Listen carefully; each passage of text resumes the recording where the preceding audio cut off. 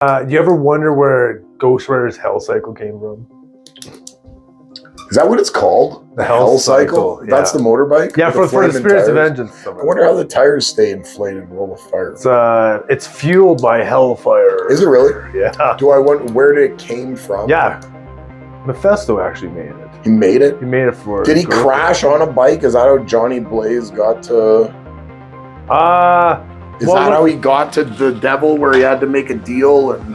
Yeah, he did crash on a bike. That's right. Johnny Blaze. How many there are? There's 3? There's 3 of them. There's Dan something or whatever. There's Blaze. There's that Alejandra. Yeah. Alejandra Blaze as well. Another Blaze. That's a new one. That's right. That one's not new. That's 10 years old. Well, I guess. Yeah. Maybe there's 4. There's a few.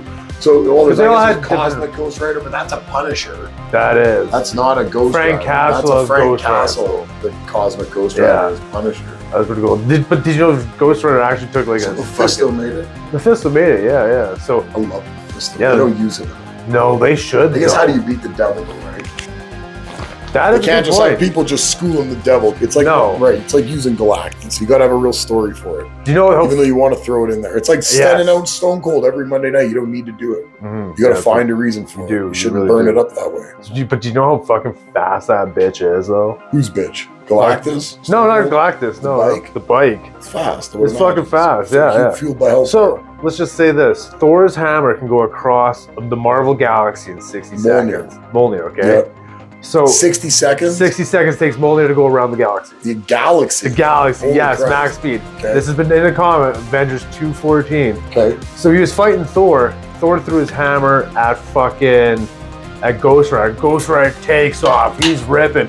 Thor's hammer's coming at him.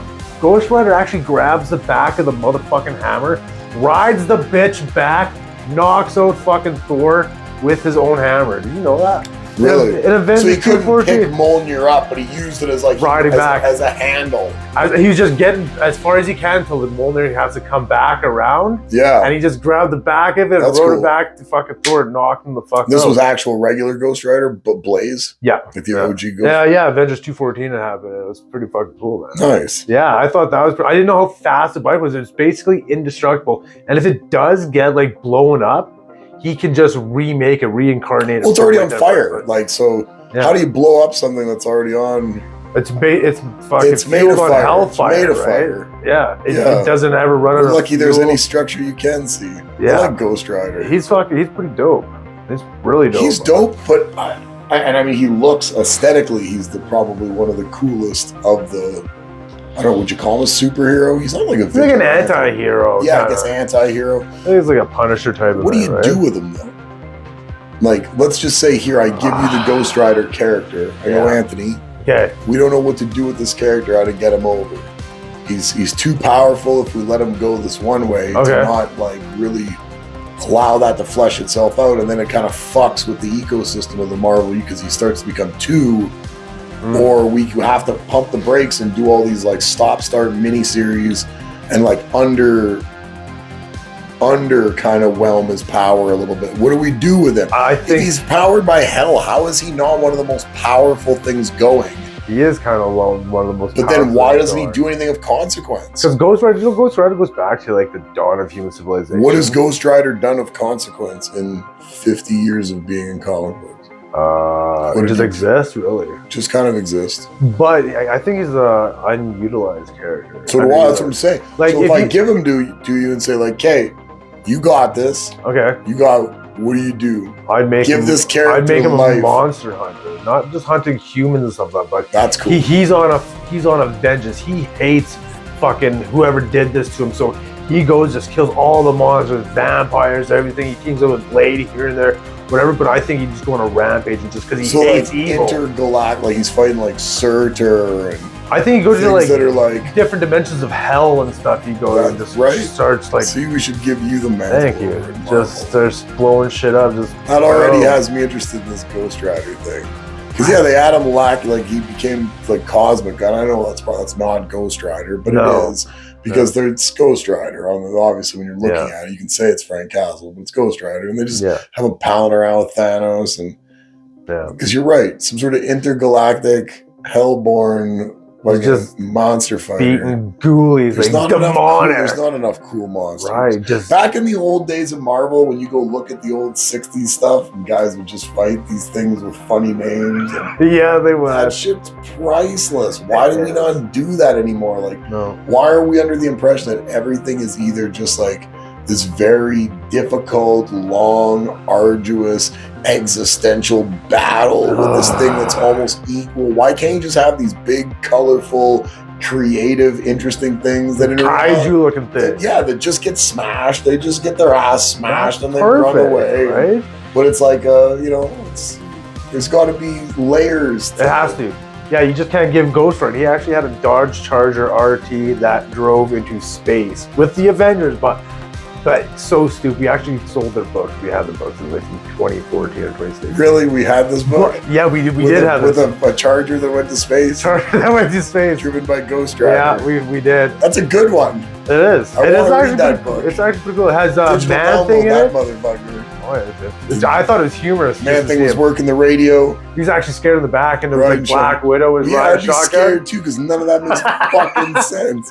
But even Ghost Rider goes back to like the dawn of human civilization. He has like rides a mammoth that is like hellfire. That is his bike. Why wouldn't he? Why wouldn't you? I don't even understand why he wouldn't. Right at this But a point, big crazy woolly mammoth, like big fiery red eyes. He used to ride him. I love it. I like Ghost Rider's Ghost awesome, Rider. man. Like you said, underutilized. Very Could do underutilized. so much more with the character like that. I think we'll get Nick Cage though again to play him. Yeah, Nick No. Cage. The second, have you seen Spirit of I Vengeance? think you gotta get a better. Gotta get a better body of work story that people want to actually hear from Ghost Rider. Yes. Neither of those movies were stories people wanted to actually hear done. No. That was where the issue was. Like, granted, Nicolas Cage, I love Nick Cage. If you've been here before, you know that I like Nick Cage. He's not cut out to play that still. Like, it's not he's not playing a very well tortured like guy that we have a little empathy for, but that is also hell bent on revenge. Like, he's a little too wacky. That's why Spirits of Vengeance was actually really good. He takes the empathy away a little too much because you want to feel like this guy is kind of like what Michael Jai White did for Spawn, where you felt the empathy that this guy had to like make this deal to like make this happen, and he's not okay with it, but he's okay with his word saying he made the deal. Yeah. Like with Ghost Rider, it felt a little campy. And I know that's kind of become the cachet of it now, is how campy it is. Yeah. But I don't feel like it did the character as good. And like I said, I don't think the comics a lot of time do it as good a justice because they leave a lot on the table because they don't want to just embrace the fact that he's an absolute shit kicker. He is. And you should just let him loose. And because he's such a cool character that people want him to be awesome. Yeah. But they don't let him. The only time you should be fighting humans are like familiars to like vampires or bad guys. Like humans that work for the fucking like monster, like a vampire or something. Then he kills him, gets to the monster, kills the monster, off to the next monster. And wouldn't regular Ghost Rider books be great reasons to just have Mephisto and stuff in things consistently? And Mephisto is one of the most, again, as far as a character who can't lead a book, he can lead a mini-series or something every once a decade. He'd lead an arc. You're right, he can lead an arc. I was going to say, he can't lead a book, but he's a hell of a thing to play off occasionally for 2 or 3 pages every 2 or 3 issues. Right, he's always good to be a guy that plays stuff in the background. So good. Right, launches zombies over here, some ghoulies here and stuff like that. You can always have Mephisto. Ghost Rider, they could do a lot more with. Oh, absolutely. It's a weird character that's always seemed kind of limbo to me. Right, because he has such a cool look, like the jeans or whatever. Everybody likes him. Have you ever encountered somebody who's like, Ghost Rider's fucking whack? Never. I've never heard that. Some of the stories don't have the legs to them that they should, or it seems like guys get the pump fake and they're too scared to let Ghost Rider be what he is, which is something so powerful. So get him away from the humans, and get him out into doing things that seem interdimensional or something that deals with hell or demonic, right? Yeah, things that kind of because he transcends it. Absolutely, because we can never keep a fucking Ghost Rider comic book. But you've got to get a good story before you do a movie. Yeah, we can never hold Ghost Rider books. They're always gone. They're because he's such a good character. But yeah, at BigBeaverComics.com. go check us out if you like action Take figures, that sports, plug cards, right in your all ass. that stuff. Butt Go check plug. us out. It's the Butt butt plug. plug. We do have those over there too, black with our logo on it. Used and unused. The used Oh, of ones will come in course. a bag, Ziploc Right. bag. If you hefty want, bag. we could give you one with lube. We spit on it for you, put it in the bag. All and right, all send right. it to you. Brandon Cooks went to Dallas earlier. Dallas got rid of Zeke. I don't know about OBJ coming now. Brandon Cooks, he's one of only 2 receivers to have 4,000-yard seasons with 4 different teams, him and Brandon Marshall. So, I mean, Cooks gets paid a lot. It seems like Houston kept quite a bit of the money still. I think they're going to pay him $6 million of the 18 he's due. Not a bad move for Dallas. Gives Prescott another option. I kind of thought they were going to get Odell Beckham Jr., but maybe OBJ just wants too much money, and Jerry's, while he's infatuated with him as a receiver, he's not willing to put that out. So Cooks makes for a nice other option. Come in, CeeDee Lamb, Tony Pollard, Dak Prescott. Dallas team that perpetually has something to prove. Not sure if they're going to make it happen. They got Stephon Gilmore. They just brought him in to play cornerback. Gilmore, multiple-time Pro Bowler, probably going to end up in the Hall of Fame at some point. We'll see if that is enough in this year to finally get Dak over the hump. But Cooks clearly has no problem blending into systems. If you've played with 4 or 5 different teams in your career and have gained over 1,000 yards receiving in a season with 4 of those different teams, you're somebody who picks up a system quick. You're somebody who understands the different cadences of the quarterbacks you play with, and you're someone who can get into the rhythm of so much like a game of double dutch, which we talked about way earlier on this. You can jump in the middle and blend in fast and don't need a lot of time So to acclimate yourself. You must. You can't have stats like that and not. Can't be really a fluke, right? You clearly are somebody who just, while you've moved around lots, so it's maybe not saying much for you being a team player as far as your personality or anything goes. Maybe your ability to learn, you can almost be plug and play, which is a pretty good characteristic. We'll see what kind of motor and wheels that Brandon Cooks has left as he's entering, I think, the 10th or 11th year of his career. But I mean, gets paid a lot. They're picking up a bit of it in Houston. Nice playoff from CeeDee Lamb for Dak, and Dallas is obviously all in still on trying to make this franchise a go around Dak. I'm not sure if Cooks is a long-term answer, but I don't think he's coming in to necessarily be meant to be. And Houston's obviously given up a guy who they need to think about rebuilding things. They've got the 2nd overall draft pick. They don't really have any choice. Rebuilding is kind of what's in the cards. There isn't other cards for Houston to play right now. I don't think they think that Davis Mills is going to be the answer at quarterback, and they're going to see what happens in the draft with whoever doesn't get picked number 1 by the Carolina Panthers. Houston's probably going to be all over that other guy, Stroud or Young, number 2.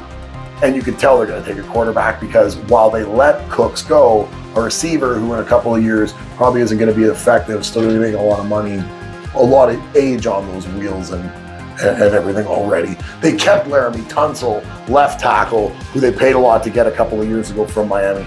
They gave Laramie Tunsil 3 more years, $75 million, $25 million a year at left tackle, protecting the blind spot of a quarterback they don't even have yet. So it just goes to show you their intention a month from now, when the draft is here, is that 2nd overall to take a quarterback. Because while Cooks won't be there to help that quarterback in the playoffs 2-3 years into his career, when that quarterback hopefully takes that rightful step as a number 1 QB in the NFL, Laramie Tunsil will have been keeping that guy upright and not getting his ass destroyed from the blind side. $25 million a year. So Houston's obviously predicting quarterback is the pick, because Tunsil getting paid and grip to stick around with a team who's rebuilding. They're not going to win anything, but they're paying Tunsil to basically eat the fact that he's going to not expect to go to the playoffs with the Houston Texans, but he's going to get the rightful privilege of keeping a number 2 overall and a 2nd quarterback off the board pick in the 2023 draft upright for the first 3 years of his career, and potentially even more going forward, because Tunsil's only 29, maybe 30. So Tunsil can still have another contract even after this one under his belt if he keeps the injuries under wraps. So Houston definitely They're going for quarterback, second Going for overall. quarterback. They're not keeping Cooks to catch the ball, but they're keeping Tunsil to protect this kid's ass. There's no question about that. You want to smoke a... Yeah, absolutely. Okay, Let's do that. we'll be back. Peace.